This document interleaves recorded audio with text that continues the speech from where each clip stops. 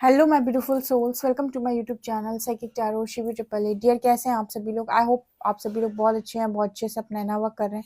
अगर आप मेरे चैनल पर आए तो रिक्वेस्ट करूंगी सब्सक्राइब करें इस चैनल को। वीडियो पसंद आता है तो लाइक दिस वीडियो। स्टार्ट करते हैं हम आपकी रीडिंग को। ओके, पर्सनल रीडिंग के लिए आप मुझे व्हाट्सअप कर सकते हैं। आज की जो चैनलिंग है वो है कि लॉर्ड हनुमान जी की चैनलिंग क्या है आपके लिए, वो आपको क्या बोलना चाहते हैं और क्या मैसेज देना चाहते हैं। चलिए देखते हैं हम।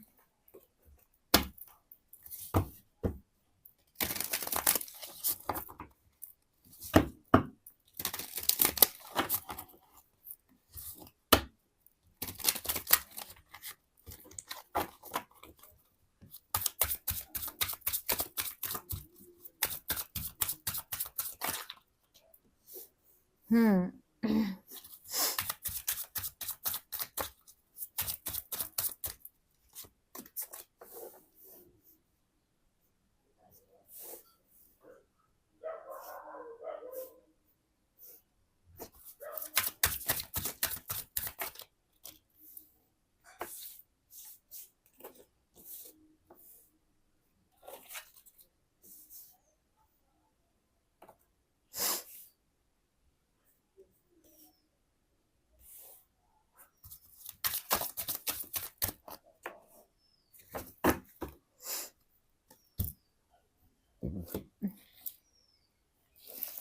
तो बजरंगबली की अर्जेंट चैनलिंग आपके लिए क्या है? देखिए, सबसे पहले बजरंगबली आपसे ये कहने की कोशिश कर रहे हैं, वो आपको कह रहे हैं कि देखो, अगर आपसे कुछ भी नहीं हो पा रहा ना, कुछ भी नहीं हो पा रहा, आप कुछ भी हील नहीं कर पा रहे हो और आपको कुछ भी समझ में नहीं आ रहा, सरेंडर कर दो।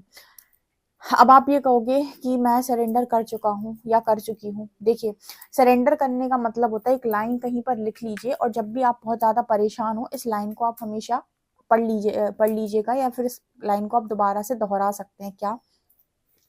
जब जब विश्वास है तो भय कैसा, और जब भय है तो विश्वास कैसा। आप अपनी इष्ट को बहुत ज्यादा मानते हैं, आप मान लीजिए बजरंगबली को बहुत ज्यादा मानते हैं, तो अगर आप बजरंगबली पर विश्वास करते हैं कि वो आपके लिए कार्य कर रहे हैं, ठीक है, तो फिर आपको भय कैसा, यानी फिर आपको डर क्यों लग रहा है कि आपके भविष्य में आपका क्या होगा, कोई कुछ आपका बिगाड़ देगा, परमात्मा आपका कुछ बिगड़ने देंगे। ठीक है, और अगर आपको भय है तो फिर विश्वास कैसा, यानी अगर आपको डर भी ज्यादा लग रहा है तो फिर विश्वास कैसा आपका। तो यहाँ पर ये चीज का ध्यान रखिए कि आप या तो विश्वास कर सकते हैं या आप डर सकते हैं अपने भविष्य को लेकर। अब यहाँ पर आपके लिए एक चीज और बता दूं कि जब आप सरेंडर करते हैं तो परमात्मा आपकी परीक्षा लेते हैं कि आप कितना विश्वास उन पर बना सकते हैं। अब यहाँ पर क्या होता है, शुरुआत में ऐसा होता है कि चीजें कुछ आपके फेवर में नहीं जाती हैं। फेवर में नहीं जाने का मतलब ऐसा नहीं होता कि आपने सरेंडर किया और सब कुछ आपके जिंदगी में ठीक हो जाता है, नहीं।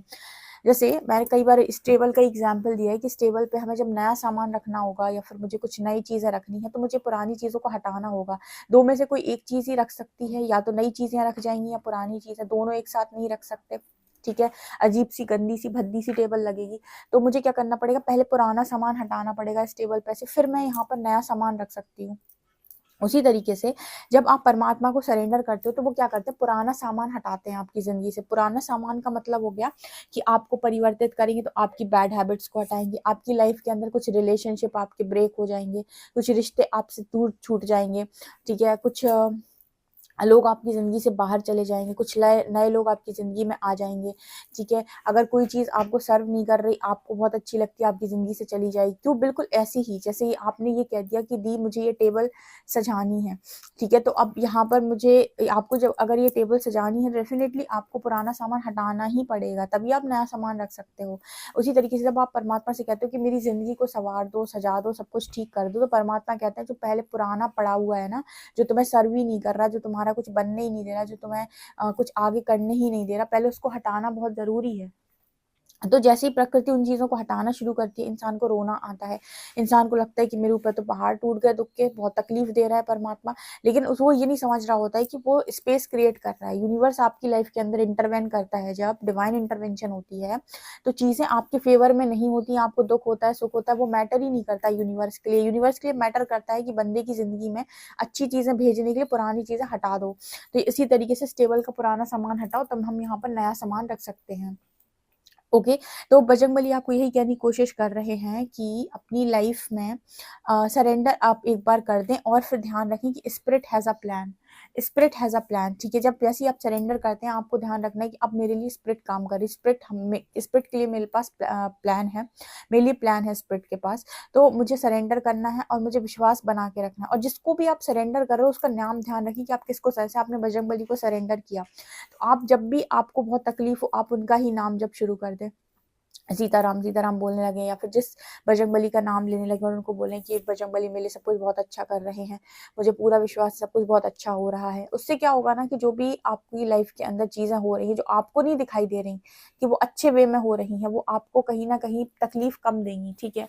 तो ये चीज़ यहाँ पर निकल के आ रही है। इसके बाद यहाँ पर एनर्जी है टाइम फॉर बिगनर माइंड। देखिए, अगर आप नए हैं इस यात्रा में या फिर नए नए आए हैं, तो नए नए जब आप आते हो तो आपको समझ में नहीं आता कि ये कैसा परमात्मा है जो तकलीफ दे रहा है। क्योंकि कहते हैं हम कि ईश्वर तो अपने बच्चों को तकलीफ नहीं देता है, लेकिन उसको ये समझ में नहीं आ रहा होता है कि ईश्वर कुछ भी अच्छा देने के पहले आपकी लाइफ से पुराना हटाता है। चाहे वो पुरानी हैबिट्स हो, पुराना आपका बिहेवियर हो, आपके रॉन्ग थॉट पैटर्न्स हो, ठीक है, आपके ऐसे टॉक्सिक लोग हो जिनके बीच में आप रह रहे हो, वो सब हटेंगे। हटेंगे तब तो नए बनेंगे और नए आएंगे आपकी ज़िंदगी। तो जो भी नए आए हैं यहाँ पर, जो समझ नहीं पा रहे, उनके लिए यहाँ पर ऐसा मैसेज निकल के आ रहा है कि शुरू करो, सरेंडर करके शुरू करो। सरेंडर का मतलब ये है कि मेरी चिंता हरि करे, मैं करूँ हरि का चिंतन। मतलब सरेंडर का अर्थ हो गया कि मेरी चिंता हरि करे, अब मेरी चिंता मैं नहीं करूंगा, हरि करेंगे, मैं करूँ हरि का चिंतन, मैं तो बस हरि को याद करता हूँ, हरि मेरी चिंता करते हैं। तो ये हो जाता है सरेंडर का मीनिंग। फिर जो हो रहा है सब ईश्वर की मर्जी, क्योंकि कुछ ना कुछ तो उसने आपके भाग्य में लिखा है। ऐसा तो है नहीं कि आपका भाग्य अब आगे कुछ मिलेगा ही नहीं या कुछ होगा ही नहीं। ऐसा होना होता तो फिर जिंदगी खत्म हो जाती, क्योंकि जब ऐसा होना होता है ना तो लाइफ ही खत्म हो जाती है। सो यहाँ पर वो एनर्जी। इसके बाद है टाइम टू हील। अब यहाँ पर बहुत ज्यादा इंपॉर्टेंट है कि आपका सॉलिड फाउंडेशन बने, ठीक है, सॉलिड फाउंडेशन बने। सॉलिड फाउंडेशन का मतलब कि नींव मजबूत हो, कि कोई आपको आपकी जगह से हिला ना पाए। तो जब यूनिवर्स को आपका सॉलिड फाउंडेशन बनाना होता है, तब आपको नंबर दिखाता है 444। उस वक्त कहता है कि आपकी जिंदगी के अंदर आने वाले समय में स्टेबिलिटी आ जाएगी। हम स्टेबिलिटी पे काम करें, क्योंकि कोई भी चीज ना एक दिन में नहीं बनती। अगर आपको घर भी बनाना है ना, तो आप समझिए कि घर 6 महीने, 8 महीने, 10 महीने, 1 साल के अंदर ही बन पाता है, ठीक है। ऐसा तो है नहीं कि कोई रातों रात घर खड़ा कर दे, ठीक है।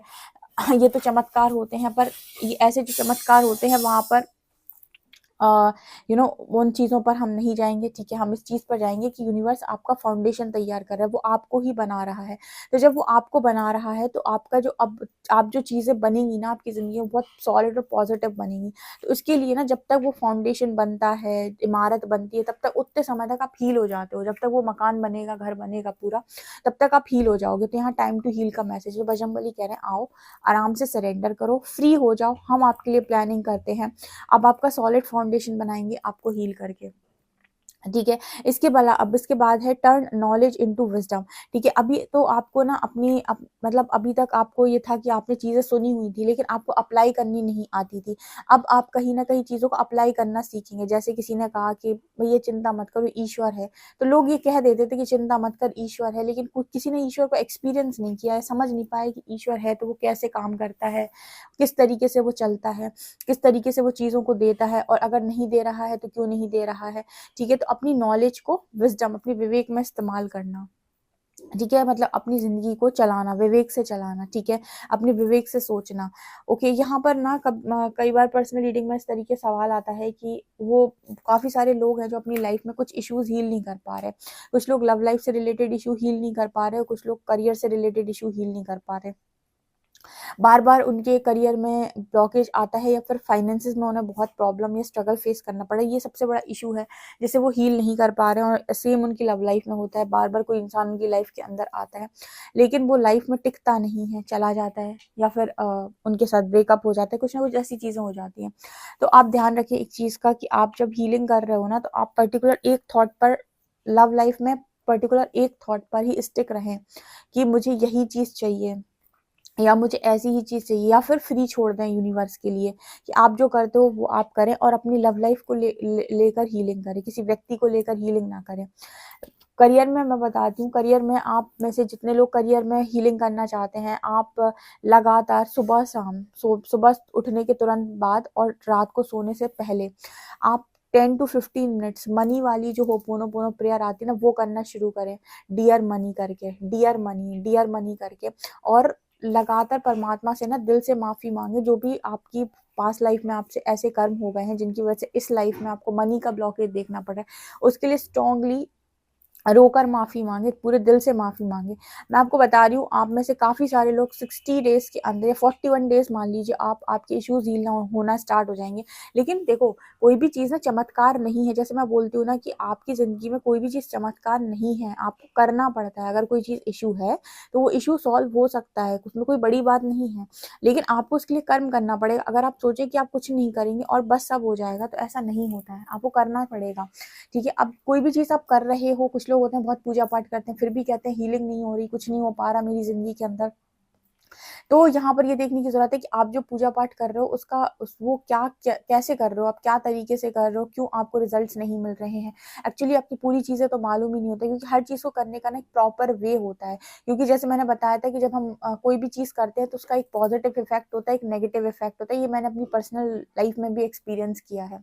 ठीक है, स्पेशली जब आप भक्ति करते हो या पूजा पाठ करते हो या फिर मंत्र जाप करते हो उसमें। ठीक है ना, सो यहाँ पर ये बहुत इंपॉर्टेंट होता है कि उसका रिजल्ट आपको बनाने के लिए ये देखना बहुत इंपॉर्टेंट होता है कि करना कैसे है, या जैसे मैं कर रहा हूँ वैसे मैं सही तरीके से कर भी रहा हूँ। यानी लोगों ने तो ऐसा बोल दिया है कि बस करो सब हो जाता है। ऐसा नहीं है डियर, ऐसा नहीं है। हर चीज़ को अगर आपको प्रॉपर वे में करना है तो प्रॉपर वे में चीज़ें करनी भी आनी चाहिए। जैसे आपको करनी ही है हीलिंग, मान ही लिया है कि आपको हीलिंग करनी है, तो उसका एक प्रॉपर तरीका होता है, तब जाकर वो इशू हील होता है। इसके अलावा यहाँ पर एनर्जी है, टेक टाइम आउट। यहाँ पर बजरंगबली आपसे ये भी कहने की कोशिश कर रहे हैं कि आप थोड़ा समय लो और ज़्यादा लोगों को खुश करने के बारे में नहीं सोचो। बहुत ज़्यादा लोगों को खुश रखने के, खुश करने के बारे में आप मत सोचो। आप अपनी खुशी पर इस वक्त में ध्यान दो, और कुछ बड़ा मिस्टीरियस आपके सामने अनफोल्ड होने वाला है, ये भी वो आपको बता रहे हैं। और देखते हैं।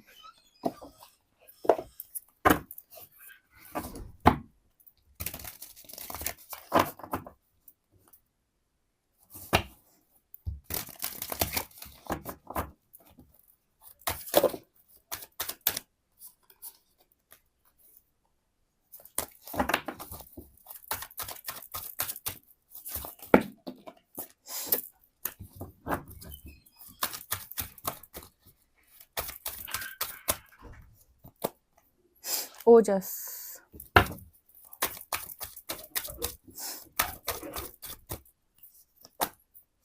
मणिपुरा,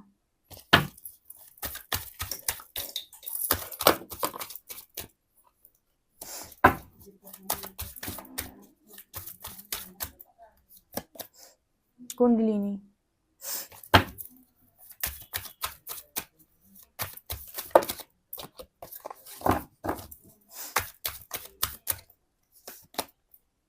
तेजस,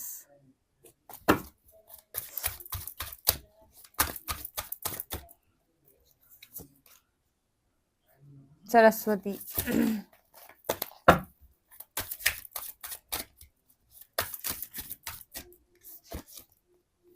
अनाहत,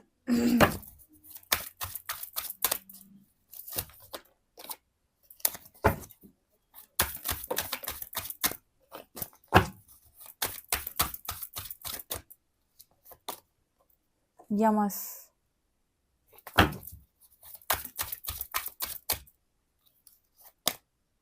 रजस, बुध।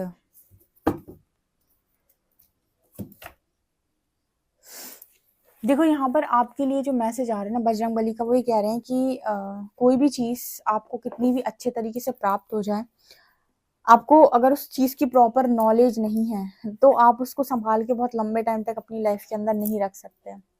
ठीक है, इसलिए पहले के टाइम में जब कोई राजा बनता था तो कहते थे ना कि ये इंसान राजा बनने लायक है, उत्तराधिकारी है, ये राजा बनने लायक है क्योंकि इसके गुण हैं। और फिर राजा की तरह उसको प्रशिक्षण भी कराया जाता था, घुड़सवारी, तलवारबाजी, या जितने भी राजा के गुण होते थे सब सिखाया जाता था, पूरा ज्ञान नॉलेज दी जाए, तब जाकर वो दिखता था कि हाँ ये राजा है, वो डिजर्विंग होता था। ठीक है ना, उसी तरीके से यहाँ पर बजरंगबली आपको बोलने की कोशिश कर रहे हैं कि कोई भी चीज़ अगर आपको प्राप्त करनी है या फिर आपको किसी चीज़ में मास्टरी हासिल करनी है तो उसका प्रॉपर ज्ञान आपके पास होना बहुत ज़रूरी है। आधा अधूरा ज्ञान तकलीफ देता है और उससे आप किसी का भला नहीं कर सकते और खुद का भी नहीं कर सकते, औरों का भी नहीं कर सकते।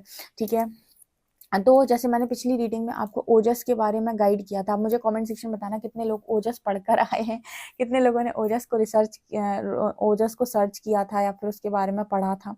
मैंने आपको बताया था कि आपकी जो एनर्जी होती है, जिसे हम बोलते हैं सेक्सुअल एनर्जी, उसको आप स्पिरिचुअल एनर्जी में ट्रांसम्यूट कर सकते हैं, ठीक है। अपने मैनिफेस्टेशन के लिए आप उसे यूज कर सकते हैं। आपको मतलब ये पूरा एक प्रोसेस होता है एक तरीके से, और इसमें आप कहीं ना कहीं अपनी एनर्जीज को इस्तेमाल करते हैं। आपको पता है कि energy can neither be created nor be destroyed, इसको सिर्फ ट्रांसम्यूट किया जा सकता है, ट्रांसफॉर्म किया जा सकता है। तो वो एनर्जी है ओजस की। तो यहाँ पर मुझे नजर आ रहा है कि वही एनर्जी को आप इस्तेमाल कर रहे हो जो आपका मैनिफेस्टेशन भी पूरा कर रही है, और आपको ज्ञान भी बढ़ता जा रहा है। माँ सरस्वती की ब्लेसिंग आप तक आ गई। देखो, माँ काली की आई पहले शुरुआत की रीडिंग्स में माँ काली बहुत निकली, फिर बीच की रीडिंग्स में माँ लक्ष्मी बहुत निकली, अब माँ सरस्वती भी आ चुकी हैं। यानी कि आप में से काफी सारे लोग ज्ञान के दरवाजे खोल चुके हैं। यानी अब वो समय आया है जब आपको ज्ञान प्राप्त होगा, ठीक है। पहले आपको आपको फियरलेस बनाया, आपको शक्तिशाली बनाया, आपको पावरफुल बनाया। फिर माँ लक्ष्मी है जो, क्योंकि जब आप नवरात्र की भी बात करते हो या फिर आप किसी भी साधना की बात करते हो, तो सबसे पहले आवाहन होता है माँ काली का। उसके बाद जब आप माँ काली दुष्टों का नाश कर देती हैं, नेगेटिविटी को दूर कर देती हैं, आपकी ज़िंदगी से सारी नेगेटिव चीज़ें हटा देती हैं, नेगेटिव ब्लॉकेजेस हटा देती हैं, सब कुछ, सारे जितने ब्लॉकेजेस लगे होते हैं जब वो सब हट जाते हैं, तब दूसरे जो पहले 3 दिन होते हैं वो माँ काली के होते हैं। नवरात्र के आखिरी के जो 3 दिन होते हैं, मतलब बीच के जो 3 दिन होते हैं वो माँ लक्ष्मी के होते हैं, जो आखिरी के 3 दिन होते हैं वो माँ सरस्वती के होते हैं, ठीक है। जो नवरात्र में 9 दिन होते हैं ना, उसमें से शुरुआत के 3 दिन माँ काली के होते हैं, बीच के जो 3 दिन होते हैं वो माँ लक्ष्मी के होते हैं, और लास्ट के जो 3 दिन होते हैं वो माँ सरस्वती के होते हैं।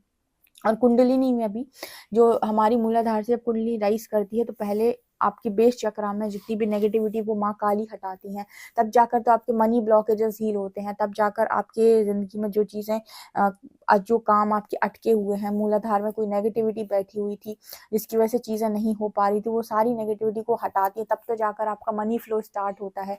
आपकी ज़िंदगी में आपको पैसा मिलना स्टार्ट होता है। अब जब पैसा आता है तो व्यक्ति की नीयत टेस्ट होती है कि अब ये क्या करेगा।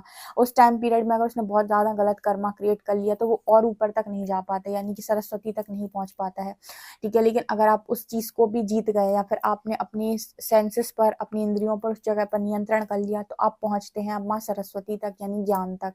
क्योंकि ज्ञान सबसे बड़ा भंडारा है, जिसे हम कहते हैं भंडार बेसिकली। वो क्या कहते हैं, अबंडेंस की जो हम बात करते हैं तो हमें लगता है अबंडेंस मतलब बहुत सारा पैसा, लेकिन परमात्मा और प्रकृति की नज़रों से अगर देखें तो सबसे बड़ा जो भंडार होता है वो होता है ज्ञान का भंडार, जो पैसे से भी बहुत ज़्यादा ऊपर है, जो मतलब एक तरीके से हम कहें सबसे ज़्यादा महंगा है, ठीक है ना, वो चीज़। तो यहाँ पर मुझे लगता है काफ़ी सारे लोग पहुँचते हुए यहाँ पर नज़र आ रहे हैं। ये बजरंगबली का मैसेज है।